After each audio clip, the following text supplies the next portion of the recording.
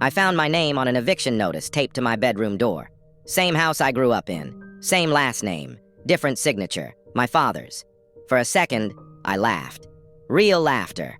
I honestly thought it was a joke that went too far. Then I read the reason, written slowly, carefully, like he wanted it to sound fair. Room needed for your brother. Temporary. Temporary meant the locks were changed that night. No shouting, no argument, no explanation. Just my bag handed to me at the door, zipped wrong, like someone else packed my life in a hurry. I slept on a bus bench, watching headlights smear into lines, trying to understand how you get erased from a family while still breathing. 3 days later, my phone rang. Police. My brother had crashed my bike. Drunk. Again. The officer spoke calmly like this wasn't the third time. The repair bill was sent to me, because it's your bike, because family handles family.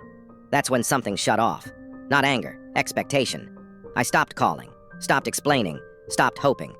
I disappeared without drama. No goodbye message, no last argument. Just silence so complete it scared even me. Years passed. New city, new job, new routine. I learned how quiet mornings feel when no one is planning to use you later. How food tastes lighter when it isn't paid for with guilt.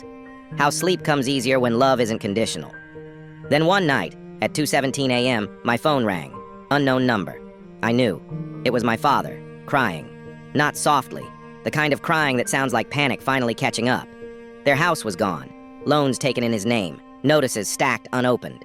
My brother had burned everything in 6 months. They needed help. They needed me. I agreed to meet once. Small cafe, plastic chairs, cheap coffee. Too bright. My father couldn't look at me. My brother's hands shook so badly he spilled sugar everywhere. They didn't apologize. They explained. I slid a document across the table. A rental agreement, my property, my rules. No raised voice, no speech, just facts. They stared at it like it might explode. It didn't. They moved in a week later. I never mentioned the eviction notice. Never brought up the bus bench. Never reminded them whose name used to be on that door. I just lived well.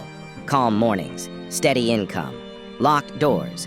And every night when I turned off the lights, I felt something I'd never felt in that house before. Safety. For the first time in my life, I wasn't surviving someone else's family.